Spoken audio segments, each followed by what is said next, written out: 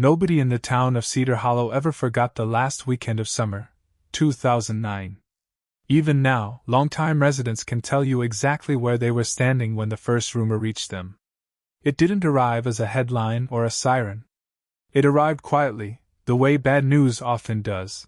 A neighbor knocking on a screen door, a whisper passed between two mothers at a gas station, a question nobody wanted to ask out loud. By the time the sun was fully up that Saturday, the whisper had become a roar, and the roar had a single, unbearable center. 5 boys, all under the age of 20, had disappeared without a trace sometime after midnight. Caleb Whitfield, Owen Marsh, Jackson Delaney, Eli Cardoza, Preston Cade. 5 names that had been ordinary the day before, boys who mowed lawns, played baseball on the same dusty diamond, and waited tables at the same diner off Route 9, were about to become the only names anyone in that small Ozark town could say without their voice cracking.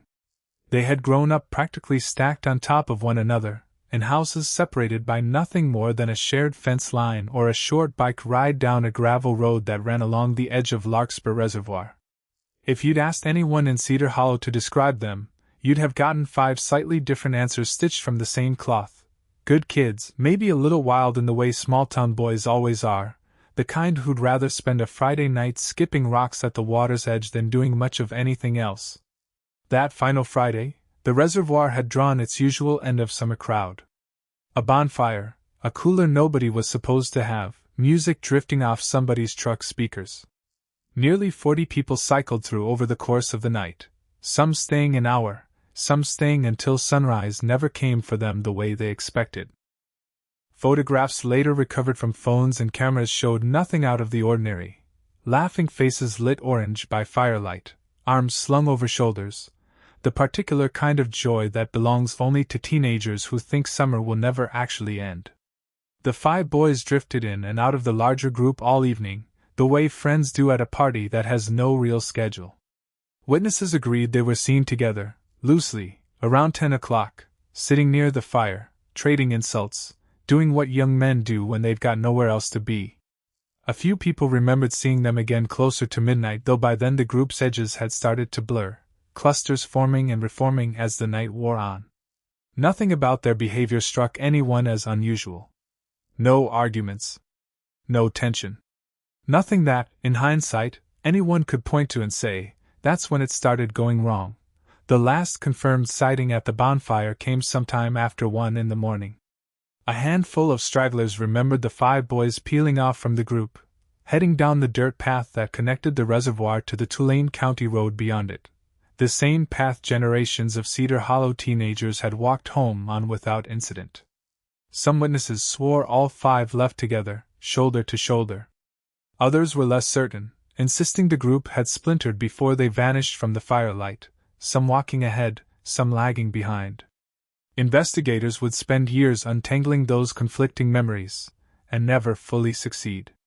At 1:41 a.m., a grainy security camera bolted above the door of a Route 9 gas station caught something that would come to define the entire case. 3 of the 5 boys, walking quickly, half-lit by the fluorescent glow spilling from the station's windows. The footage lasted 11 seconds. It was blurry, distant, utterly unremarkable at first glance, and yet it became, almost overnight, the single most studied piece of evidence in the disappearance of 5 human beings. It proved, at minimum, that at least 3 of them had made it that far, walking under their own power, seemingly unharmed. After that, nothing.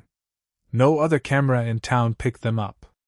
No convenience store clerk, no late-shift trucker, no insomniac neighbor peering out a window reported seeing them again.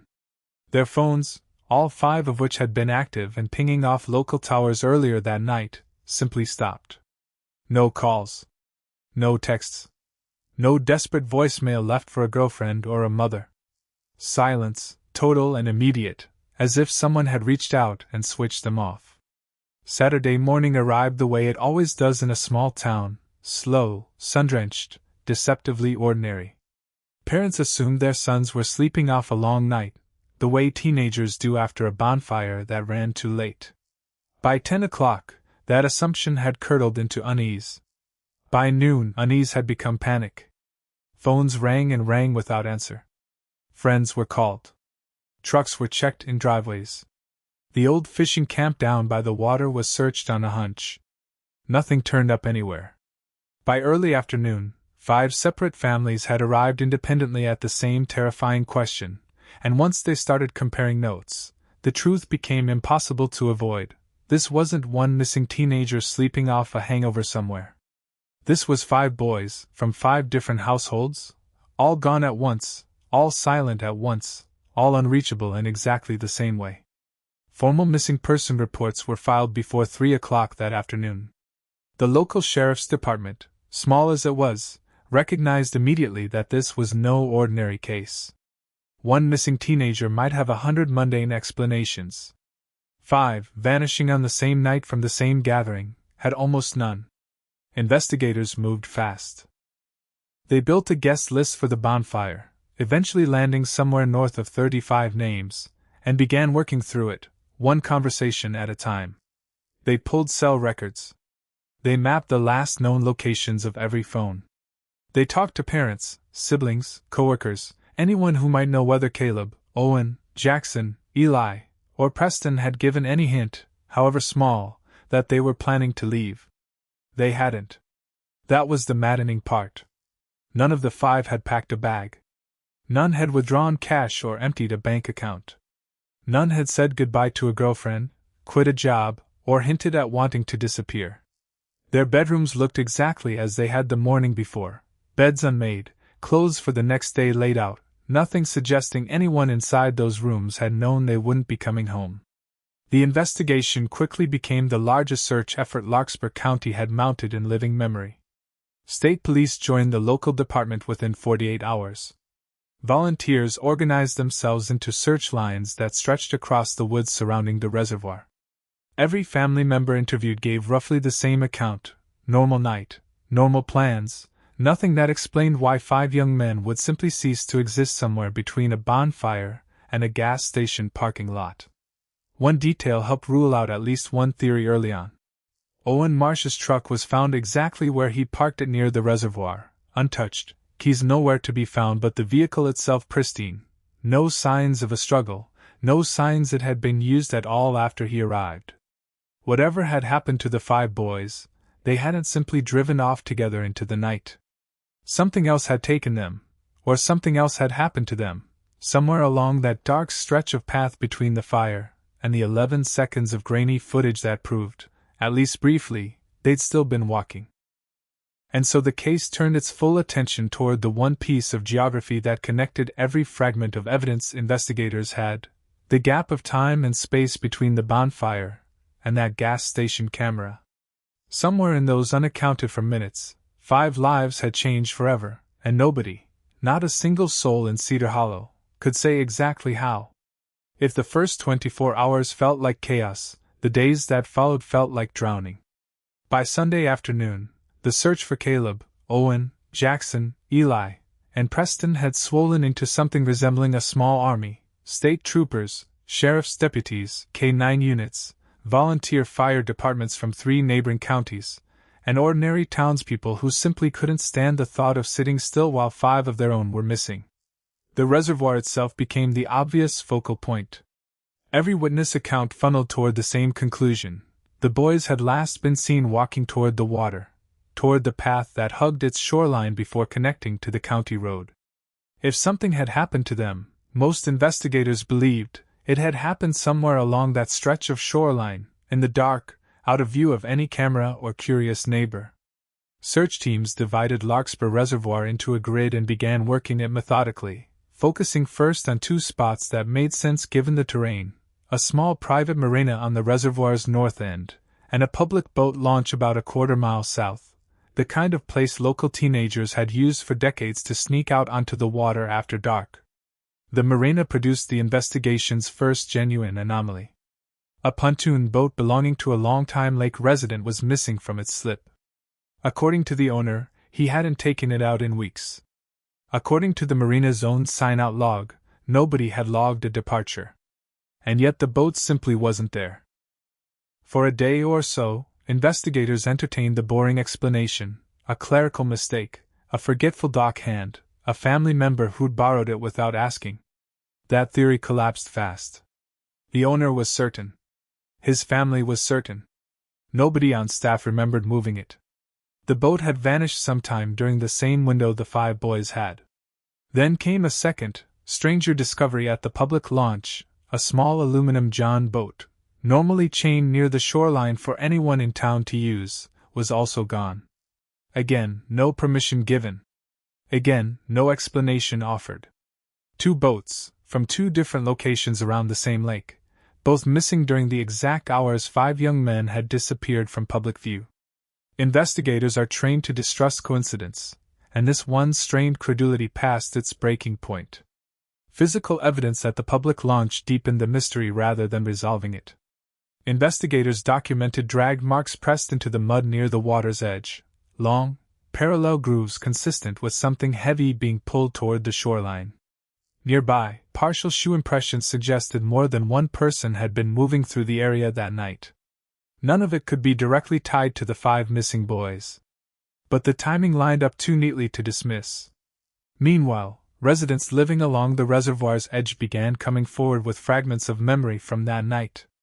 One man recalled being jolted half awake by the low growl of a boat motor sometime after 2 in the morning, a sound he couldn't place, coming from somewhere out on the black water rather than the road.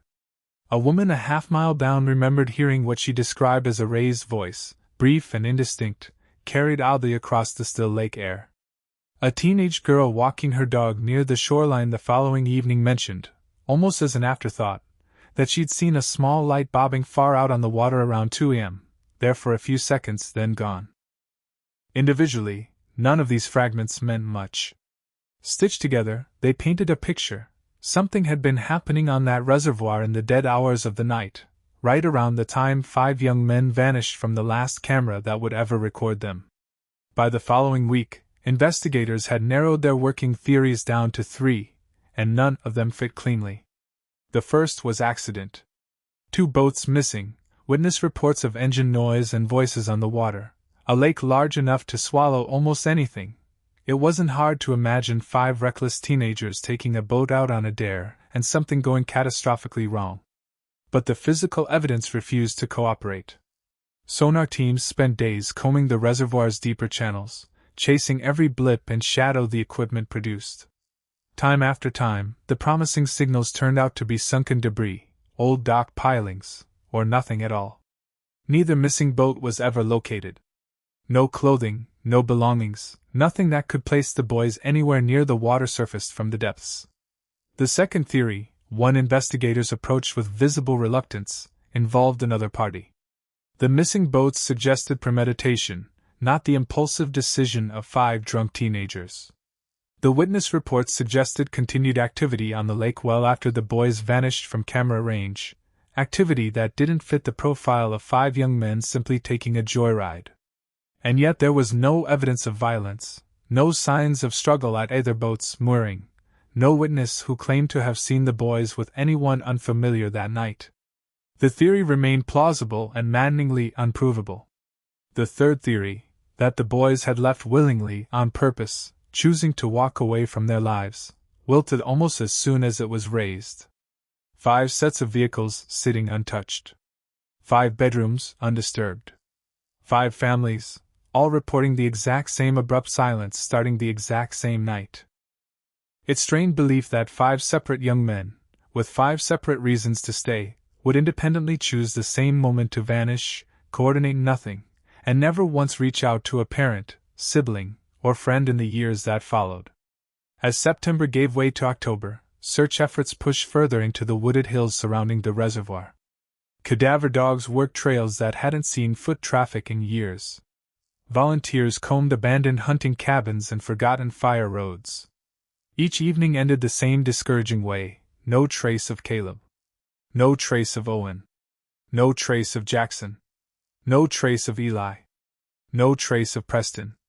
What had begun as a hopeful, adrenaline-fueled search was slowly curdling into something heavier, a recognition that this case might not resolve itself in days, or even weeks. And nobody yet understood just how long that darkness was going to stretch. By the start of winter, the disappearance of the 5 Cedar Hollow boys had become something larger than a local tragedy. It was a fixture on regional news broadcasts, a subject of debate in living rooms across 3 states, a case number that investigators carried home with them at night whether they wanted to or not. And still, the central question sat exactly where it had sat since the first morning: what happened in the gap between the bonfire and that 11-second clip of grainy gas station footage? Every thread investigators pulled led back to the reservoir. The missing pontoon boat, still unaccounted for. The missing John boat, still unaccounted for. The witness reports of engine noise and voices on the water. The drag marks at the public launch. All roads, it seemed, ran through Larkspur Reservoir, and so the search effort poured its resources there, again and again, hoping the lake would eventually give something up. Specialized dive teams and sonar crews were brought in from outside the county, at a cost that strained the department's budget past what anyone had anticipated. Detectives told themselves the technology would finally deliver what months of shoe-leather searching hadn't. If the boats had sunk, sonar should find them. If anything of significance rested on the lakebed, it should show up as an anomaly on the screen. For nearly 2 weeks, analysts pored over scan after scan. Dozens of promising shapes appeared and were investigated. Dozens turned out to be nothing: waterlogged trees, decades-old junk, irregular rock formations that mimicked the silhouette of a hull just enough to raise hope before crushing it. Neither boat was ever located. No personal effects belonging to any of the 5 boys were recovered from the water. The lake, for all its secrets, wasn't giving up this one. The failure of the sonar search created a genuine crisis of confidence within the investigation. The accident theory, the simplest, most intuitive explanation, had been the leading hypothesis for months. But the longer the search stretched on without producing a single piece of physical evidence, the harder that theory became to defend. No clothing. No phones. No wallets. Nothing. It was as though the lake itself had refused to participate in the story everyone had assumed it was telling. Detectives turned back to the human side of the case. Over the following months, investigators would interview more than 70 people connected in some way to the bonfire, the reservoir, or the 5 missing boys. Most interviews simply reconfirmed what was already known. But occasionally, something new surfaced, a half-remembered detail, a name mentioned in passing, a stranger someone recalled seeing near the boat launch in the weeks before the disappearance. Several witnesses, independently and without much confidence, described someone unfamiliar loitering near the public launch in the days leading up to that Friday night. Descriptions varied wildly and none could be pinned to a specific name or face. At the time, nobody thought much of it. In hindsight, after the disappearance, those fragments took on a weight they hadn't carried before, though still not enough weight to build a case on. As the first anniversary of the disappearance approached, public attention began, almost imperceptibly, to fade. The initial flood of press coverage thinned to occasional check-ins. The volunteers who had once organized daily search parties dwindled to a dedicated handful. Tips still came in, but increasingly they amounted to nothing. A gas station clerk 2 states away who thought she recognized a face, a hiker who swore he'd seen one of the boys on a trail hundreds of miles from Cedar Hollow. Every lead was checked. Every lead collapsed. The families refused to let the case go quiet, even as everyone around them seemed to be moving on. They organized anniversary vigils. They kept the boys' photos circulating on flyers and eventually on the earliest wave of social media groups dedicated to unsolved disappearances. But even their determination couldn't manufacture evidence that didn't exist. By the close of that first year, the official case file had swollen into thousands of pages: timelines, sonar logs, interview transcripts, forensic reports that led nowhere. And at the heart of all that paperwork sat the same unbearable truth: 5 young men were still gone, and nobody could say where. Then, in the early months of the second year, during a routine evidence review nobody expected to yield anything, someone went back to the one piece of footage the entire case had been built around: those 11 seconds from the Route 9 gas station camera. Advances in digital enhancement technology, still new at the time, allowed analysts to sharpen and stabilize the image in ways that hadn't been possible during the original investigation. And there, faint and half swallowed by shadow, trailing behind the three boys visible in frame, was a fourth figure. A shape. A silhouette that had simply never been visible before. Nobody could say who it was. No facial details survived the enhancement. No clothing, no build, nothing that could turn a shadow into a suspect. But its presence, right there in the exact window investigators cared about most, changed the emotional temperature of the entire case overnight. For the first time in nearly 2 years, the investigation had something that felt less like a dead end and more like a beginning. The discovery of the shadow behind the boys reignited something in the investigation that had been slowly dying for months. Hope, cautious and fragile, but real. For the families, it meant an actual, physical detail to hold on to after 2 years of theories and dead ends. For investigators, it meant a reason to believe the case wasn't finished, even if it had gone quiet. But hope, as it turned out, was not the same as an answer. Detectives spent the following months revisiting old interviews, hunting for any detail that might connect to the mysterious figure in the footage. They came up nearly empty. No witness could identify who it might have been. No description matched anyone already on record. The shadow remained exactly that, a shadow, present but unidentifiable, a taunting presence at the edge of the frame. By the case's third year, the intensity of the original investigation had given way to something quieter and more grinding. Large-scale search operations had long since ended. The media cycle had moved on to other stories. But inside 5 different households in Cedar Hollow, nothing had changed at all. Caleb's mother kept a folder of every article ever written about the case, updated obsessively.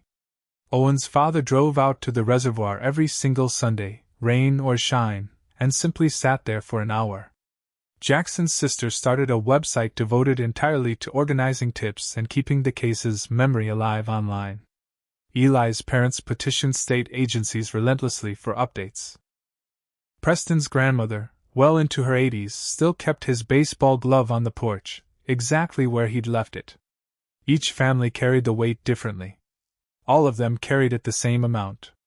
Investigators, for their part, kept circling back to the physical evidence whenever new forensic techniques became available. Material recovered near the boat launch, fibers, fragments, partial impressions in dried mud, was resubmitted for testing more than once as lab capabilities improved. Each round of testing produced incrementally better data and precisely 0 breakthroughs. Nothing tied the recovered material conclusively to the 5 missing boys. Nothing identified the shadow in the footage. Nothing explained where 2 boats and 5 young men had gone. By the 4th year, the investigation widened its search beyond physical clues entirely, moving into a painstaking review of digital and financial history, bank records, phone logs, employment files, property records, anything that might reveal a connection nobody had noticed the first time around. Analysts looked for patterns hiding in plain sight. They found almost nothing. The digital trail for all 5 boys simply stopped in the earliest hours of that Saturday morning, as cleanly as if someone had reached in and severed it. That silence itself became one of the case's most unsettling features. Detectives who had worked dozens of missing person cases over their careers kept coming back to the same observation. Even people who want to disappear tend to leave some trace behind eventually.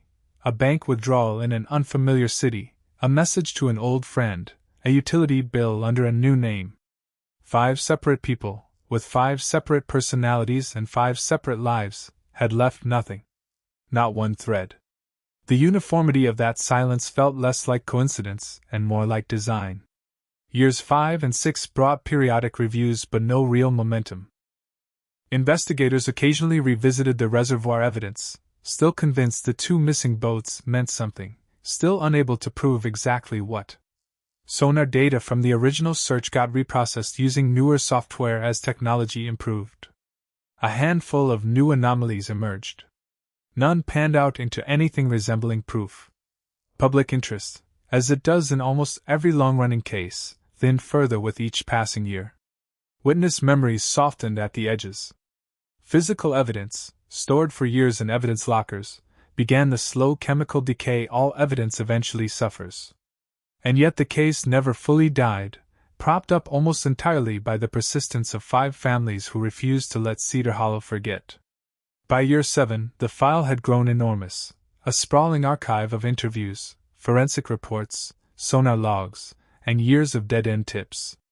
And the essential facts hadn't moved an inch since the very first week. 5 boys were gone, 2 boats were gone, an unidentified figure had once been caught on camera, and nobody, not one soul, could explain what any of it meant. In year 8, the case was folded into a statewide cold case review initiative, giving it fresh eyes for the first time in years. Analysts cross-referenced it against similar disappearances in other states, searched for patterns tied to organized crime, and dug through federal databases looking for anything that might connect. Several promising leads emerged. Every single one eventually collapsed under scrutiny. By the end of that 8th year, the case's official status quietly shifted. It moved from an active priority investigation into the cold case archive, not closed, never closed, but no longer the daily focus of anyone's attention. For the families, that reclassification felt like its own small tragedy, an official acknowledgement of what the silence had already told them. After 8 years, authorities had nothing that came close to explaining what happened to their sons. Nobody in Cedar Hollow knew it yet, but the tools that would eventually crack the case wide open hadn't been invented. Not yet. When Detective Renee Ashworth transferred into her department's newly formed cold case unit, the Cedar Hollow file came with her, not officially, not on paper, but in the way certain cases simply follow certain investigators for the rest of their careers. She hadn't worked the original disappearance. She'd been a rookie patrol officer 3 counties over when it happened. But she'd read about the shadow in the gas station footage years earlier, during her academy training, in a case study about the limits and possibilities of forensic enhancement. It had stuck with her ever since. By the time the file landed on her desk, nearly 9 years had passed since Caleb Whitfield, Owen Marsh, Jackson Delaney, Eli Cardoza, and Preston Cade had vanished. Cedar Hollow had changed in small ways. New businesses along Route 9, a new generation of teenagers who'd grown up hearing the story as a kind of cautionary local legend rather than a living memory. But the wound at the center of it all had never closed. Ashworth's new unit had access to tools that simply hadn't existed when the case began. Enhancement software had leapt forward. Pattern recognition programs could now process old photographs and pull details out of blur and shadow that would have been invisible to the naked eye a decade earlier. To most people, that sounded like a minor technical upgrade. To Ashworth, it meant something far more significant. Evidence that had once felt exhausted could be interrogated all over again. She started where the case had always kept circling back, the public boat launch at Larkspur Reservoir. The original drag marks, the partial shoe impressions, the tire tracks near the storage area, all of it had been documented, photographed, and ultimately deemed inconclusive 9 years earlier. The equipment simply hadn't been good enough to say anything more definitive. Ashworth pulled the original case photographs and ran them through updated enhancement software, expecting, if she was honest with herself, very little. The first batch of results were disappointing. Too much noise, too little contrast, images too degraded by age and distance to reveal anything new. But she kept working, adjusting shadow separation, sharpening edges pixel by pixel. And then something shifted. The drag marks at the boat launch, once dismissed as ambiguous, resolved into 2 distinct, parallel grooves running in a consistent direction, from the storage area straight toward the water. The spacing between them suggested something wide and heavy had been moved deliberately, not dragged in a panic. It was the strongest physical indication yet that the missing John boat hadn't simply drifted off on its own. Someone had moved it. Cross-referencing that discovery against the old tire impressions nearby, Ashworth found a partial path emerging, a route leading from the storage shed to the launch point, consistent with someone transporting something under cover of darkness. It wasn't proof of a crime. But it was no longer consistent with a group of reckless teenagers stumbling onto a boat on a whim, either. It looked planned. She turned her attention next to the missing pontoon boat from the marina on the north end of the lake. The original records hadn't changed. No authorized departure, no staff member who remembered moving it, an owner who insisted, 9 years later, that he'd never taken it out that night.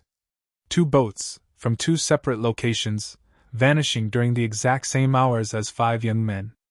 Ashworth found herself asking a question the original investigators had circled without quite landing on. What kind of situation requires 2 separate boats, launched from 2 separate points, on the same night? The accident theory had always rested on the assumption that the boys themselves had taken the boats. A reckless, spontaneous decision by 5 young men who'd had a little too much to drink. But the deliberate nature of the drag marks, the coordinated timing between 2 separate locations, none of it fit that story cleanly anymore.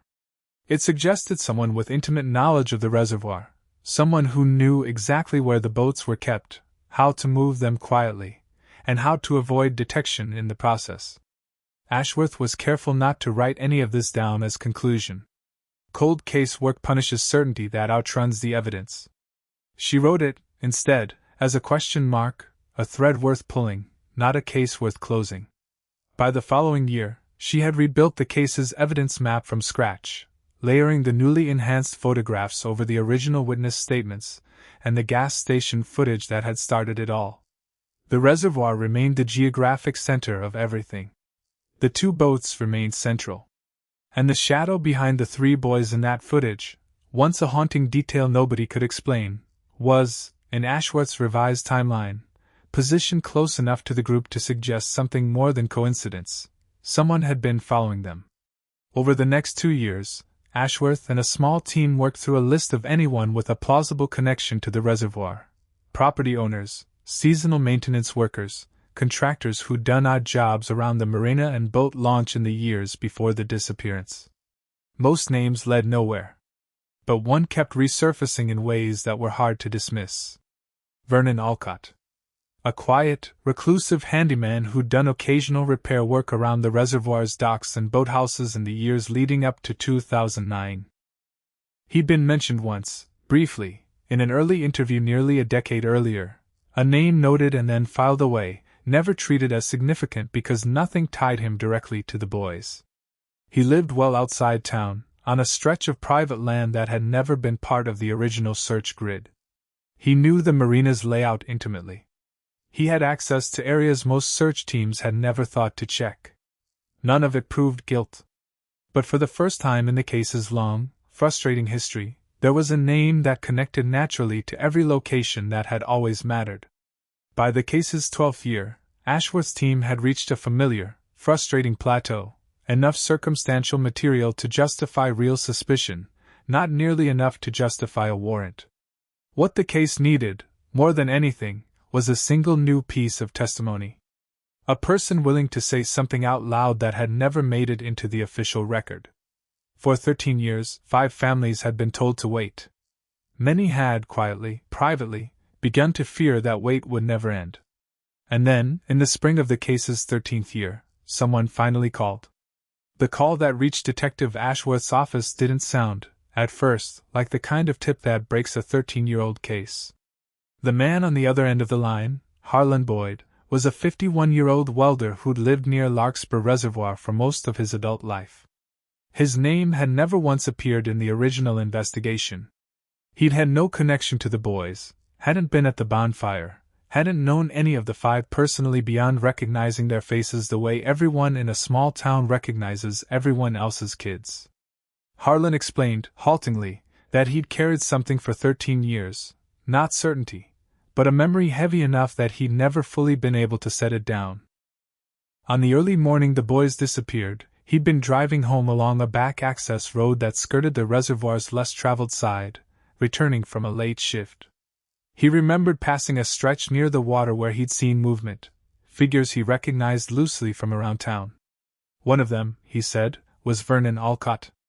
The name hit Ashworth immediately. She'd spent 2 years quietly circling Vernon Alcott without ever having a single piece of direct testimony placing him near the reservoir on the night the boys vanished. Now she had one. Harlan's account went further. Weeks after the disappearance made headlines, he said, he'd overheard a fragment of conversation between Vernon and another man. Not a full exchange, just pieces, but pieces that had haunted him ever since. Something about keeping people calm. Something about moving them somewhere nobody would think to look. At the time, 18 years old and terrified of what he might be implicating himself in simply by having heard it, Harlan told himself he'd misunderstood. As the case exploded into a statewide, then national story, his fear only deepened. He said nothing. Years passed. The guilt, he admitted, never really left him. It just got quieter, and then, eventually, loud again. Ashworth cross-checked everything Harlan offered against the existing case file. His timeline aligned with known movements. His description of the access road matched terrain investigators already associated with the missing boats. Several specific details he provided had never been released to the public, a detail that gave his account real weight in a case that had drowned in false leads for over a decade. She immediately ordered a fresh, exhaustive review of everything connected to Vernon Alcott. Property records delivered the first real break.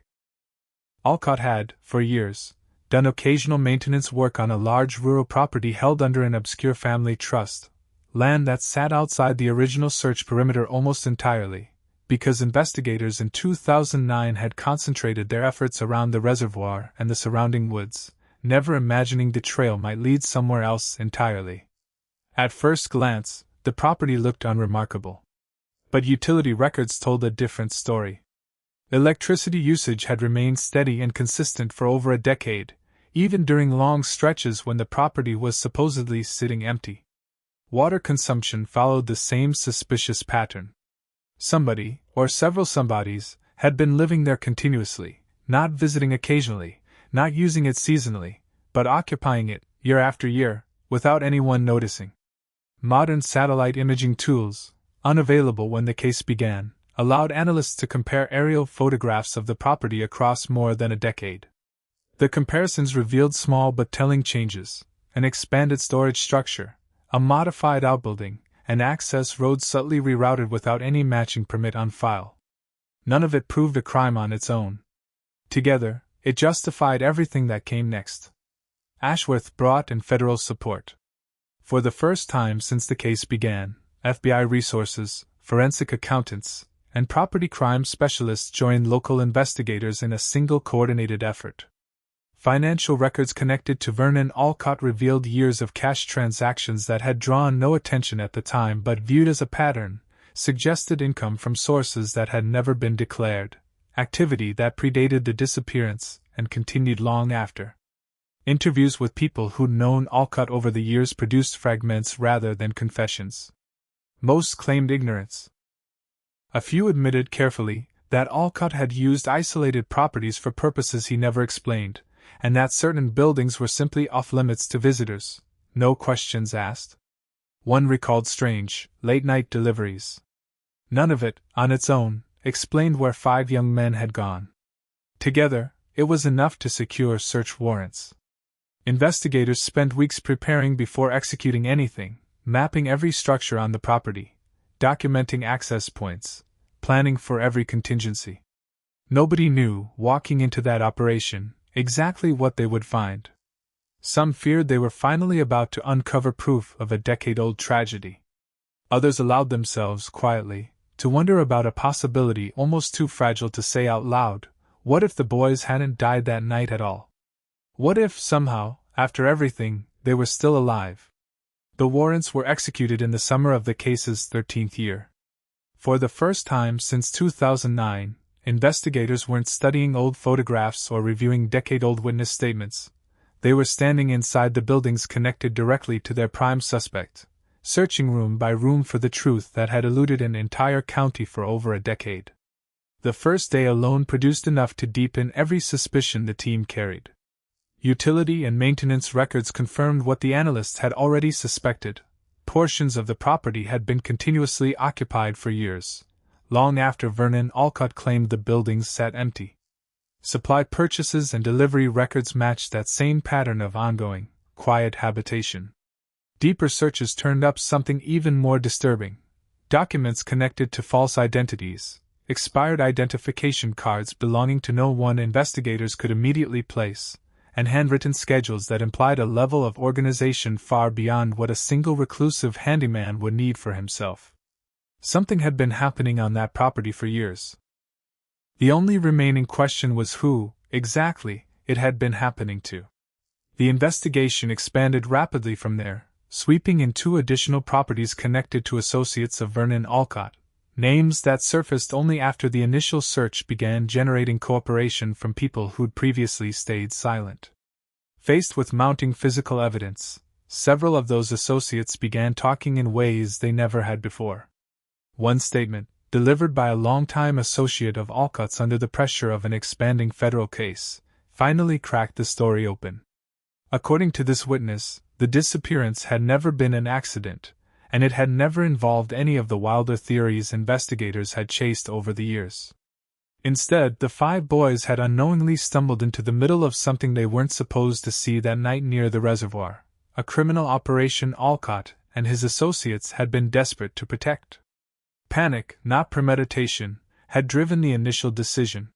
What was meant to be temporary, the witness said, had spiraled, over days and then weeks and then years, into something that never stopped. The 5 boys, according to this account, had been moved away from Cedar Hollow within hours of vanishing from that gas station camera, separated from one another and relocated across a network of properties connected to people loyal to Alcott, a deliberate strategy meant to reduce the risk of escape and minimize the chance any single person could piece together the full truth. Investigators moved immediately to verify every detail, checking each property named in the statement. Some no longer existed. Some had changed hands entirely. But at least one remote property, well outside the boundaries of the original search grid, showed unmistakable, recent signs of habitation by people who existed nowhere in any official local record. And then, during processing at one of these locations, came the moment that would define the rest of Detective Ashworth's career. A fingerprint, lifted during evidence collection, matched historical records on file for Caleb Whitfield. The match was verified. Then verified again. It held. Caleb Whitfield was alive. Within hours, additional identifications followed, each one a small, staggering earthquake inside an investigation that had spent 13 years bracing for the worst possible ending. Owen Marsh, Jackson Delaney, Eli Cardoza, Preston Cade. One by one confirmed. All 5 alive.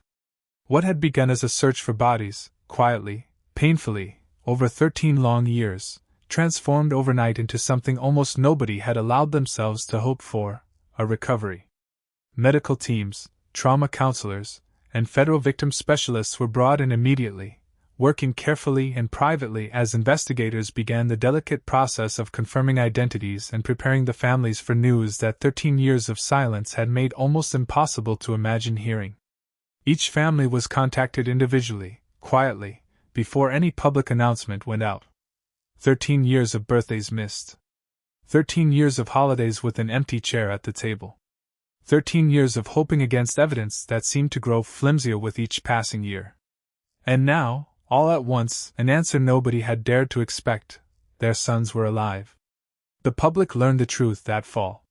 Reporters who had followed the Cedar Hollow disappearance since its earliest, darkest days returned to cover a resolution nobody had predicted, in a case so many had quietly assumed would never resolve at all. For the families, though, the story was never about headlines. It was about a phone call, 13 years in the making, that they'd stopped believing would ever come. The months that followed focused less on publicity and more on the long, careful work of recovery. 13 years of isolation, investigators and counselors understood, could not simply be undone by a rescue. The world Caleb, Owen, Jackson, Eli, and Preston had left behind in 2009 no longer existed in quite the same form. Technology had transformed. Friends had married, had children, had moved away. Families had aged in ways the boys, now men in their 30s, hadn't been present to witness.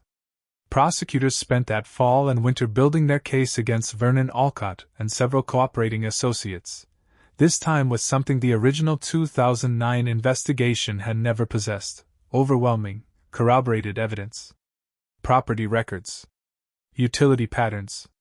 Financial trails. Witness testimony from people inside the conspiracy itself. Every piece pointed toward the same conclusion. The trial, held that winter, drew crowds who had waited 13 years to hear the full truth spoken aloud in a courtroom. Weeks of testimony reconstructed the conspiracy from its panicked beginning to its decade-plus continuation. When the verdict finally came, it was unanimous: guilty, on charges including kidnapping, unlawful imprisonment, and conspiracy. Several associates received substantial sentences of their own. For the 5 families, the verdict brought something that felt less like triumph and more like release. Nothing could restore 13 stolen years. Nothing could undo birthdays missed, or the slow, private grief that had shadowed every family gathering for over a decade. But accountability mattered.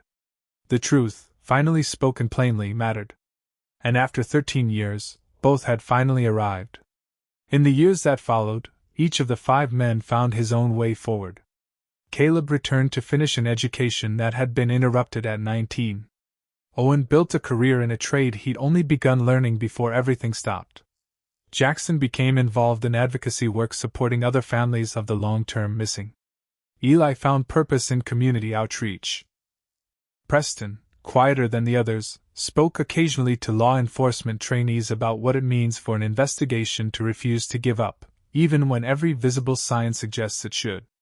Detective Ashworth, when asked how the case finally broke after 13 years, always gave some version of the same answer: no single person solved it. The families never stopped asking. A community never fully let the story fade. New technology eventually caught up to old evidence. And one man, carrying a memory he'd been too frightened to share for over a decade, finally found the courage to make a phone call. Each piece, alone, would never have been enough. Together, they changed everything. What lingers about the Cedar Hollow case isn't really the mystery itself, or even its resolution. It's the quiet, stubborn defiance of everyone who refused to accept that 13 years of silence meant the story was over. The evidence didn't disappear, it simply waited patiently for the right eyes, the right tools, the right voice, to finally bring it into the light. It's a reminder worth carrying beyond any single case. That hope doesn't run on a clock, that answers don't have an expiration date, and that as long as even one person keeps asking the question, the story hasn't actually ended. Sometimes the truth takes years to surface. Sometimes it takes more than a decade. But sometimes, against every reasonable expectation, it finally does, and 5 young men who vanished into the dark one summer night get the chance, against all odds, to come home.